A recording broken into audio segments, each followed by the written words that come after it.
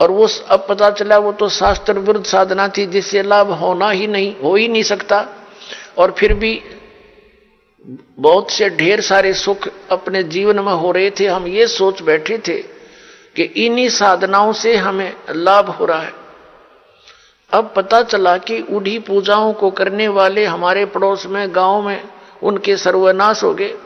कभी बुद्धि नहीं गई कि ये भी वही पूजा करते हैं और इनका कति नाश हो गया और हमें कैसे लाभ मिल रहा है। वो प्रारब्ध कर्म ही हमें प्रफुल्लित हो रहा था।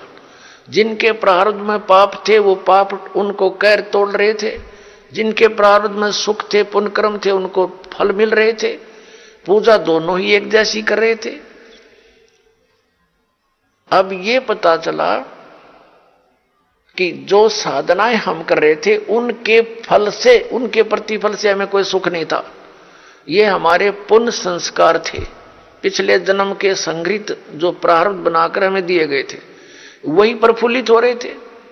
और एक ऐसे भी देखे हमने जो राम नाम का आसपास भी नहीं, गुट्टी लाओ, सारा दिन बकवाद करें, ताश खेल रहे, कोई राम नाम का जिक्र करे, उसका मजाक करें, और उनके ठाठ हैं, उनकी गाड़ियां चलती हैं, ट्रक चलते हैं, और वो कुछ भी ना कर रहे। तो अब पता चला तत्व ज्ञान की रोशनी में कि वो सर्व उनको प्रारब्ध ही प्राप्त है। आगे उनका भट्ठा बैठेगा एक कदम, जब तक पिछले जन्म की बैटरी चार्ज है इन्वर्टर की। जिस प्रकार इन्वर्टर की बैटरी चार्ज है और फिर चार्जर लगा नहीं रखा, तो वो जब तक उसकी अक्षमता है उसके अंदर वो चलती रहेगी, काम करती रहेगी, और फिर एक ही दम वो सब डाउन होगी बैटरी, सब लाभ बंद हो जाएंगे। ठीक इसी प्रकार जिन पुण्यकर्मी प्राणियों के पिछले पुण्य उनके साथ हैं, आज वो कति सुखी दिखाई देते हैं, और वो भक्ति भी ना करते, वो भक्ति भी नहीं करते, और करते हैं तो शास्त्र विरुद्ध कर रहे हैं, और वो फिर भी सुखी नजर आते हैं। तो उनको ये भ्रम हो चुका है कि हम जो पूजाएं करते हैं ये हमारी इस भक्ति के प्रतिफल में मिल रहे हैं, तो ये उनकी भूल है। इसी प्रकार सतयुग त्रेता द्वापर में सभी प्राणी, वो बहुत पुण्यकर्मी प्राणियों का जन्म उन युगों में होता है, तो उनके पूर्व जन्म के संस्कारों से उन्हें लाभ मिलते रहते हैं। वो सोचते हैं हम सुखी हैं इसी साधना से, तो उनको कोई कहे कि ये पूजा छोड़कर ये करो, वो नहीं मानते। दूसरा कारण उस समय क्या रहा कि उस समय शिक्षा नहीं थी। शिक्षा के अधिकारी केवल एक ब्राह्मण वर्ण के व्यक्ति होते थे, वही पढ़ते थे, वही अपने बच्चों को शिक्षा देते थे आध्यात्मिक ज्ञान की। अध्यात्म संस्कृत के पढ़ने का किसी को अलाउड नहीं करते थे। वैसे पाठशालाओं में पढ़ा जरूर जाता था, लेकिन अध्यात्म मार्ग का ज्ञान उनको नहीं दिया जाता था, ना उनको अधिकार होता था सदग्रंथों को पढ़ने का। जैसा भी वो बताते थे उसी आधार से वो केवल क्रिया ही करते थे। गुरुजी ने जो मार्गदर्शन किया उसी तरह वो क्रियाएं करते रहे। और दूसरा ये था कि उस समय एक वेदों को ही आधार मानकर ज्ञान दिया जाता था, अन्य कोई शास्त्र या कोई विचार कोई व्यक्त नहीं करता था। कोई शास्त्र सदग्रंथ अन्य नहीं था वेदों के अतिरिक्त, तो उनको कोई शंका संशय नहीं था।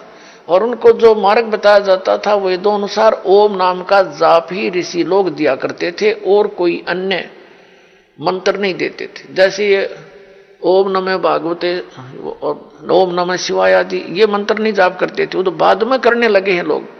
तो केवल ओम नाम का जाप और 500 यज्ञ ये ऋषि जन करते और करवाते थे। तो उस समय जो साधना वो ओम नाम का जाप और गुरु परंपरा से करते थे, उनको भविष्य की पुण्य तो एकत्रित होते थे, लेकिन लाभ उनको पिछले संस्कारों से मिल रहा होता था। ओम नाम के जाप से उनको क्या लाभ होता था? ब्रह्मलोक प्राप्ति।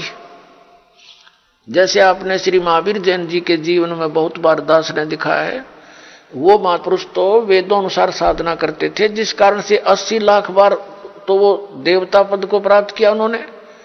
और फिर कितना कैर टूटा पाप के कारण, 60 करोड़ बार गधा, 30 करोड़ बार कुत्ता और बिल्ली थी, पता नहीं कितनी बार उन्हें ऐसे कष्ट भोगे। तो ये विधान है यहाँ के भगवान का। तो सतयुग त्रेता द्वापर में कोई भी प्राणी परमात्मा के इस ज्ञान को ग्रहण नहीं कर सकता। कोई ये कहे कि ब्रह्म से ऊपर भगवान है, और कोई ये कहे कि श्री कृष्ण और राम से ऊपर कोई शक्ति है, विष्णु और ब्रह्मा से ऊपर शक्ति है, तो सतयुग त्रेता द्वापर में लोग नहीं मानते, क्योंकि वो स्वयं सुखी होते। और इब कलयुग में क्या है, इस काल न करी थी हेरा फेरी हमारे साथ।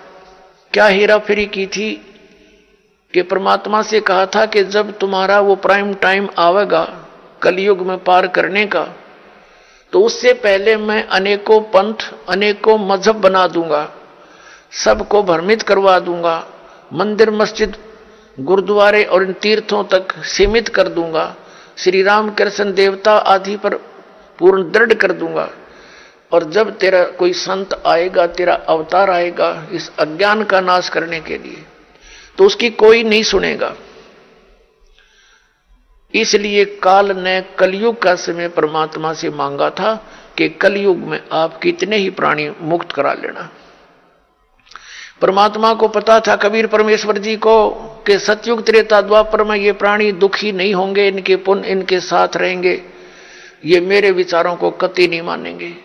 और कलयुग में काल ने चाल चली थी कि इनको नास्तिक कर दूं, ये भक्ति चाहे ही नहीं, कोई आवे तो उनका संदेश वाहक परमात्मा का, तो ये सुना ही नहीं। जैसे पूरा चीन नास्तिक हो गया, पूरा रूस नास्तिक हो गया।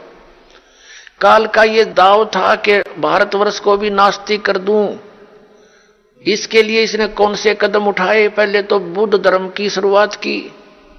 बुद्ध धर्म के ऊपर परमात्मा ने दया करी, आदि शंकराचार्य को भेजकर उस बुद्ध धर्म को बंद किया और अपना धर्म चला दिया। काल भगवान ने उसको भी ग्रिप कर लिया।